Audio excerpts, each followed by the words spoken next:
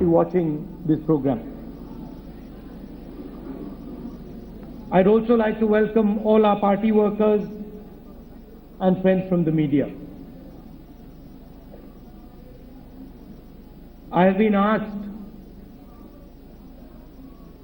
to give some welcoming remarks, and then I will speak at length towards the end of the session in the afternoon.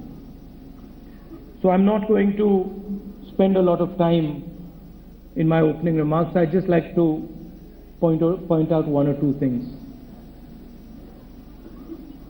The BJP and our Prime Minister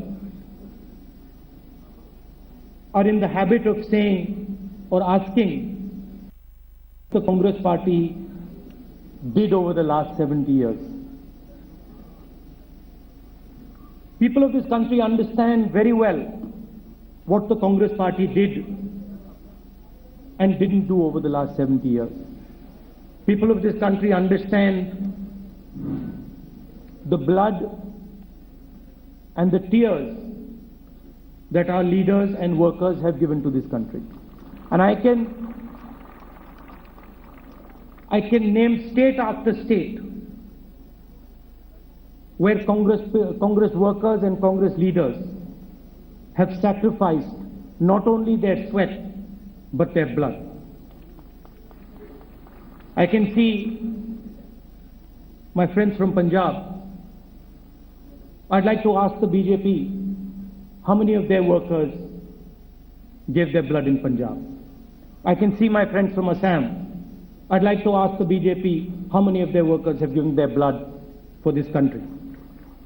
And I can say that not only about Assam and Punjab, I can say that about state after state after state. And I can say that not for 5 years, not for 10 years, I can say that for more than 100 years. So we don't need to explain what we did or didn't do over the last 70 years.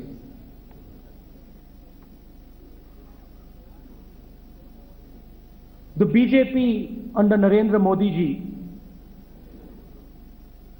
has done in 2.5 years what we did not do in 70. Every single institution that we constructed, whether it is the RBI, whether it is the judiciary, whether it is the Election Commission, the BJP and the RSS and Narendra Modi have weakened. There is today no institution in this country that is respected. We have come here to speak about demonetization. And people say, well, demonetization was a bad decision. For the first time in our history, a Prime Minister of India is being ridiculed the world over. For the first time, it has never happened at this scale. Never before has every single economist of any repute said that the Prime Minister of India has taken such an incompetent and badly thought out decision. So we didn't do this over the last 70 years. The RBI governor, an institution that we respected, an institution that is the financial bedrock of this country, has been ridiculed. The position of the RBI governor has been ridiculed. And the reason is that the RSS and the BJP are under the impression that nobody's opinion in this country matters except their own. The demonetization decision was a personal decision of Mr. Narendra Modi. Today I read in the newspaper, the Prime Minister says that he is going to transform India. The Prime Minister needs to spend some time among the poor people of this country. The Prime Minister needs to go to the farmers of this country. The Prime Minister needs to go to the laborers of this country. The Prime Minister needs to ask himself why suddenly auto sales have fallen by 60%. The Prime Minister needs to ask himself why suddenly the Narega, which he criticized in Parliament, suddenly has so much demand. The Prime Minister needs to ask himself why people are suddenly running back into the villages instead of running to the cities looking for jobs. This is not the transformation India was looking for. The Prime Minister promised jobs.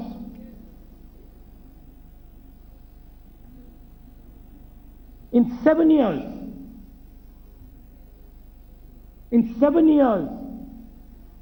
there has not been as much unemployment as there is today.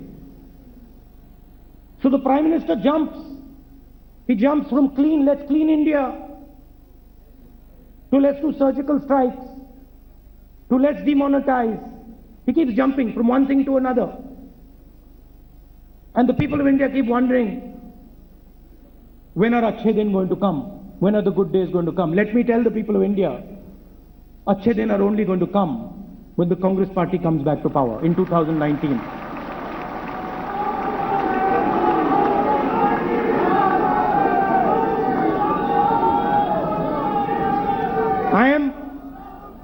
I am very happy and proud that all of you have stood up for the Congress idea, have shown the people of India exactly what this demonetization decision has cost them, have raised the voice of the people of India, because there is tremendous pain in India. Our friends in the media, I can't see them, where are they? There they are. Our friends in the media these days are under certain constraints. You know, they are worried that maybe they shouldn't say too much. But in their hearts, they also understand exactly what is going on. And they come to me, it's not that they don't come to me, they come to me and they say, you know, we'd like to say certain things, but हवा बदल गई है, these days बोला नहीं जाता है, phone call आ जाता है. So we understand their predicament, we understand their nervousness. अभी बोलूंगा भैया, बोलूंगा. We understand their nervousness, but we would also say to them that there is a responsibility that you have. There is a responsibility that you have in raising the pain that our people are feeling, the pain that people in the villages are feeling. And you mustn't shy away too much from that responsibility. Hindi में बोलता हूं.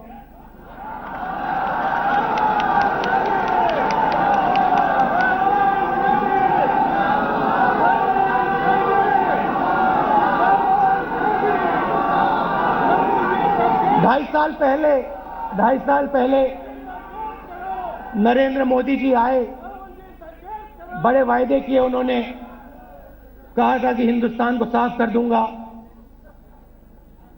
सफाई कर दूंगा,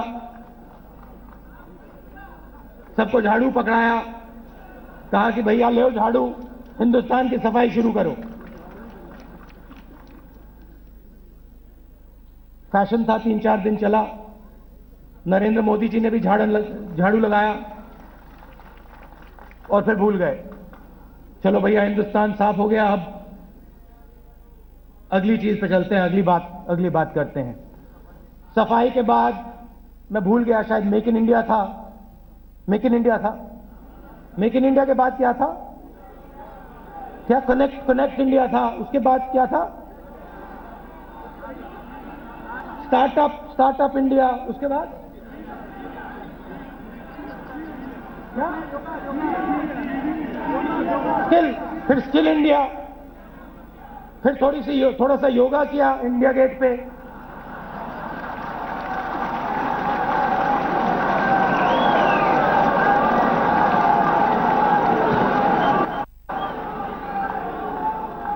मगर देखिए, बात दिख जाती है. जो हम में और बीजेपी में, आरएसएस में फर्क मैं आपको बताता हूं. नहीं, मैं आपको बताता हूं. देखिए, दिख जाता है. अगर आप ध्यान से देखें तो दिख जाता है. चीज छुपाई नहीं जा सकती है।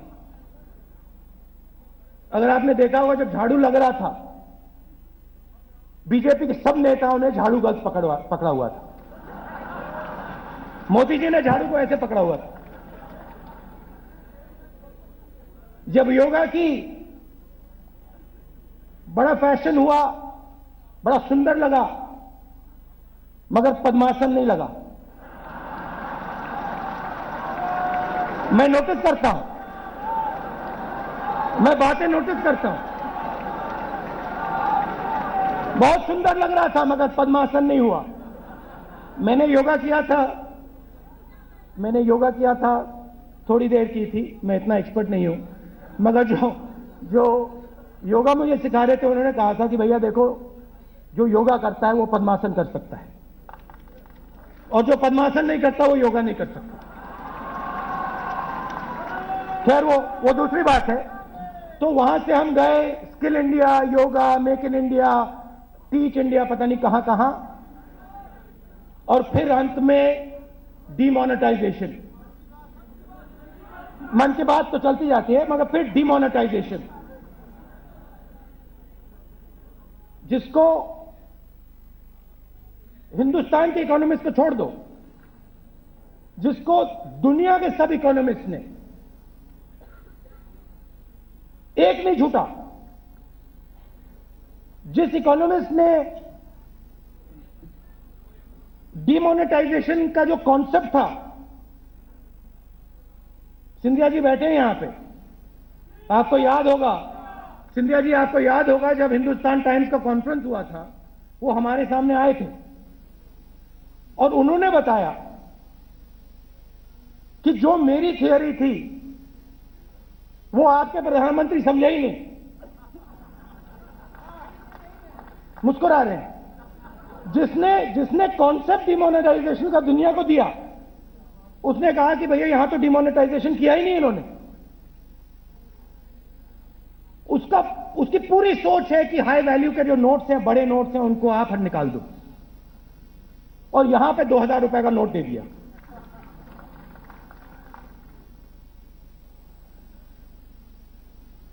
डिमोनेटाइजेशन एक बहाना है कि वो योगा के पीछे, मेक इन इंडिया के पीछे, स्किल इंडिया के पीछे नहीं छुप पाएंगे। और जब उनको घबराहट हुई कि अब मैं कहां छुपूं, जो होममेड इकोनॉमिस्ट है, क्या नाम है उनके, क्या नाम है उनका, बाबा रामदेव, और ये भोगले जी हैं, क्या नाम है पता नहीं मुझे, भोगले जी हैं, उनके पीछे जाके वो छुपने की कोशिश की। और हुआ क्या कि हिंदुस्तान की फाइनेंशियल रीढ़ की हड्डी जो है, उसको उन्होंने तोड़ दिया। मैंने अंग्रेजी में बोला कि आजकल हमारे जो प्रेस के मित्र हैं, जैसे जब मनमोहन सिंह जी प्रधानमंत्री थे, चिदम्बरम जी फाइनेंस मिनिस्टर थे, तो ये खुल के बोलते थे, दिल खोल के बोलते थे। आजकल पता नहीं क्यों ये दिल से खोलकर नहीं बोलते हैं। मेरे पास आते हैं, कहते हैं, शेम शेम तो नहीं कहते हैं, मगर आते हैं, मुझे कहते हैं कि भैया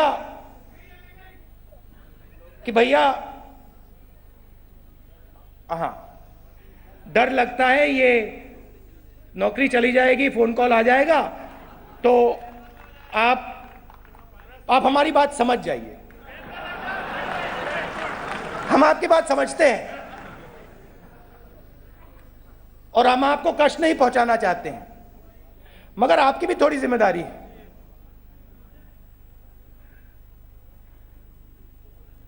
ऑटोमोबाइल सेक्टर में 60% कम गाड़ियां बिकी हैं, 60%।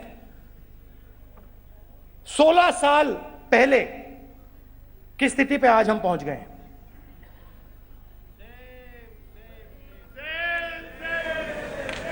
नरेंद्र मोदी जी को पूछना चाहिए अपने आप से, अपने से, कि 60% ऑटोमोबाइल सेक्टर में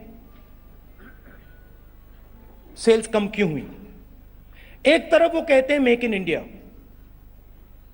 automobile sector make in India का फलक्रम है, सेंटर है। नरेंद्र मोदी जी को पूछना चाहिए कि मनरेगा में इतना डिमांड क्यों बढ़ गया। वही कार्यक्रम जिसका उन्होंने मजाक उड़ाया था, पूरी दुनिया को कहा था कि भैया देखो कांग्रेस पार्टी ने क्या किया, मजदूरों से गड्ढा खुदवाते हैं। उनको पूछना चाहिए कि आज मनरेगा का डिमांड इतना क्यों बढ़ रहा है। उनको पूछना चाहिए कि भैया जो पहले लोग शहरों में आते थे, लोग सपना देखकर बंबई जाते थे, बेंगलोर जाते थे, दिल्ली आते थे, वो दूसरी ओर क्यों दौड़ रहे हैं। ये सवाल नरेंद्र मोदी जी को पूछने चाहिए। ये हमारे जो प्रेस के मित्र हैं, इनको पूछने चाहिए। हम तो पूछते हैं और हम पूछेंगे। तो नरेंद्र मोदी जी ने जो हमने 70 साल में नहीं किया, जो हमने 70 साल में इंस्टीट्यूशंस की रिस्पेक्ट की, जुडिशरी की रिस्पेक्ट की, आरबीआई की रिस्पेक्ट की, प्रेस की रिस्पेक्ट की, शायद बहुत ज्यादा की।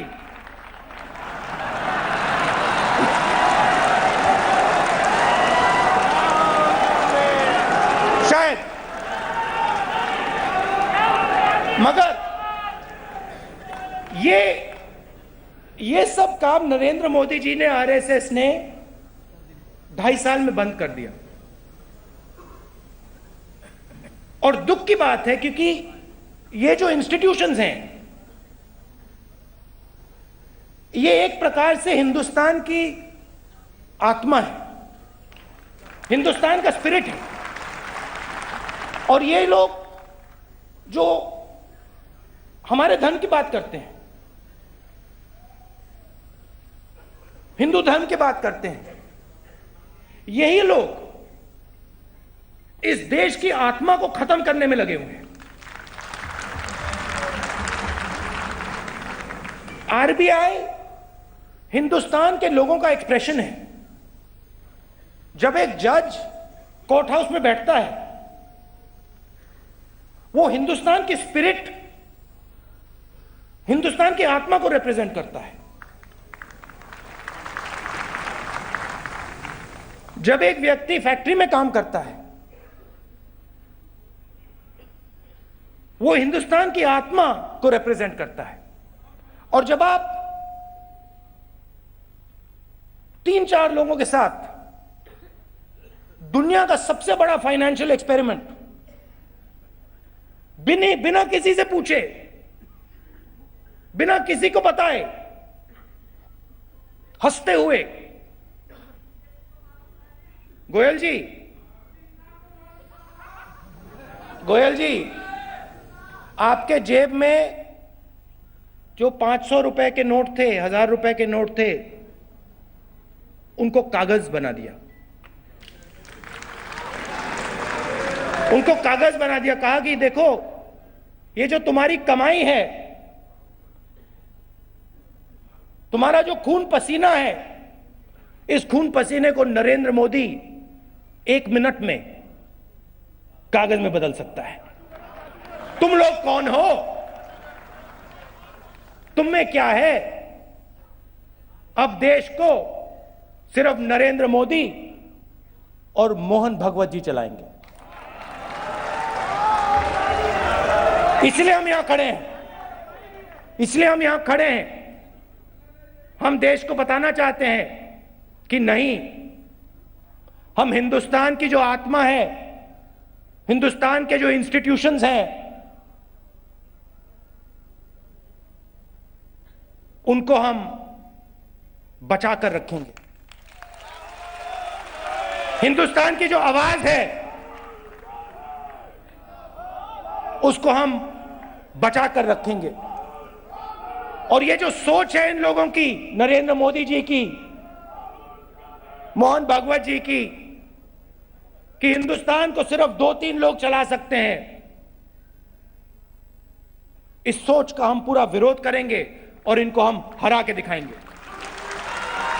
मैंने कहा था कि लंबा भाषण नहीं करूंगा, तो अब मैं यहां अब रुकना पड़ेगा। आप सबका बहुत बहुत धन्यवाद। शाम को अब शाम को बोलूंगा। Thank you. सारा जीवन है कुर्बान।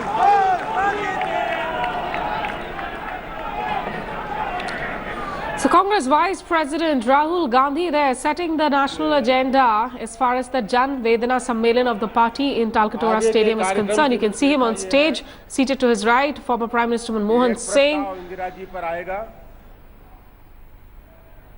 एक शोक प्रस्ताव आएगा और उसके बाद आज की जो सारी कार्यवाही है उस पर एक प्रस्ताव आएगा।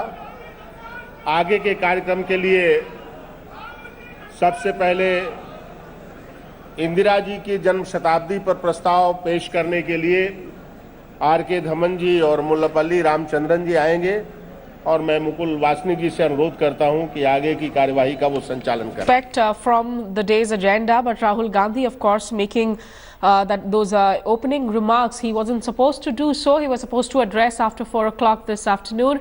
Let's cut across live to Supriya Bhardwaj in Talkatora Stadium. Supriya, for the benefit of the viewers who are joining us right now, take us through some of the important highlights in that speech, and Rahul Gandhi setting the agenda there, of course, making that sort of appearance which wasn't expected earlier.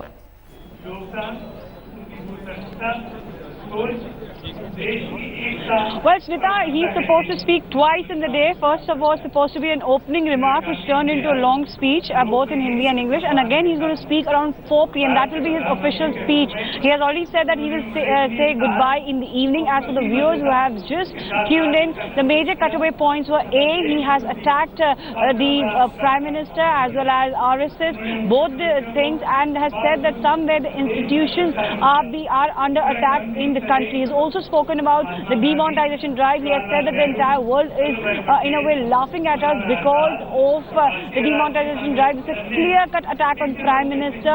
At the same time, third thing he has brought out, he said that this is not we did in last 60 to 70 years. We and as the leaders as well as the workers of the Congress party have stood for the people of this country. Have been joined by the Congress's national spokesperson Smita at the moment, Mr. Mukherjee. Ma'am, the high points which have been raised today, it seems that's a politically charged political season which we are going to see. Well, Rahul ji has very clearly brought out 3 major issues. One is contribution of Congress, not only in terms of fighting the freedom for the country in the independence struggle, but even in the post-independence. He talked about Punjab, he talked about Assam, and which is very true. Which other political party leader or worker has spent so much of blood in Punjab, starting from a block worker, ground level worker to the chief minister, they have fell to the secessionist forces. And second, he talked about the destruction of institutions. Since this government has been formed, we have been seeing that systematically all the institutions are being destroyed, whether it is financial institution like RBI, whether it's the parliament. There is a major attempt to subvert the parliament by making it into an ordinance raj.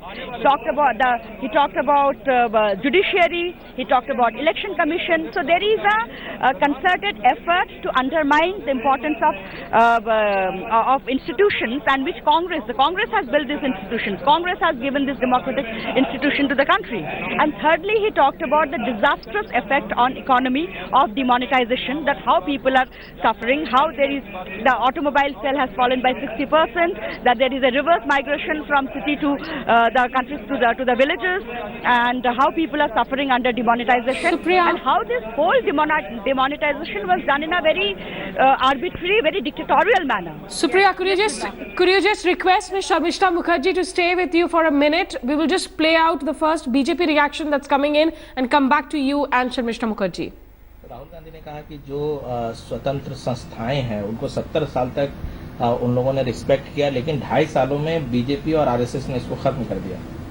देखिए, जो संस्थान परिवार को ध्यान में रख के बनाए गए थे, उन संस्थान को पालना पोसना हमारी जिम्मेदारी नहीं है, लेकिन जो देश के लिए संस्थान बने हैं उन सबको देश के हित में हम उसकी करते हैं और उसको आगे बढ़ा रहे हैं।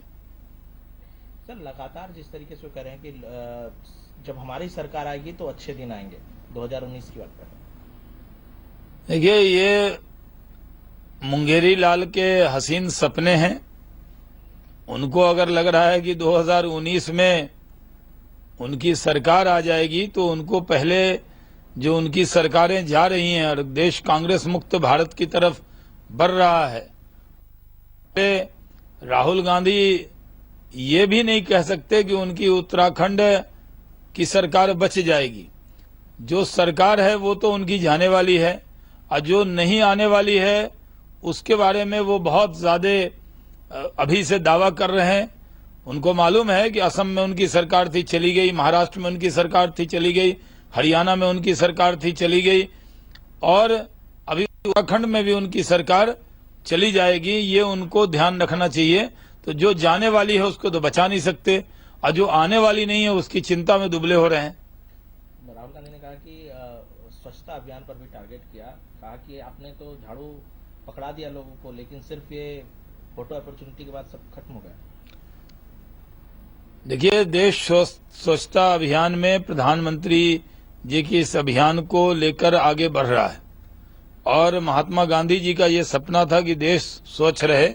उस अभियान को अगर प्रधानमंत्री जी चला रहे हैं, उसमें भी राहुल जी को दिक्कत हो रही है।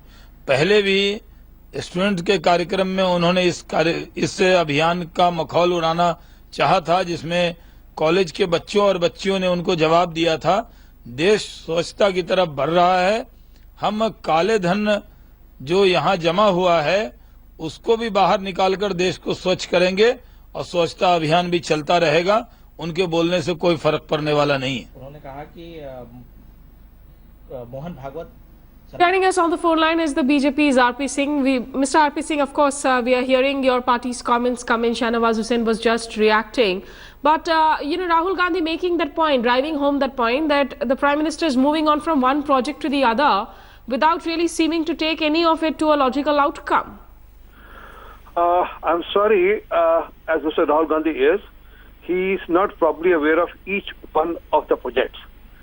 Let's talk about Jan Dhan Yojana.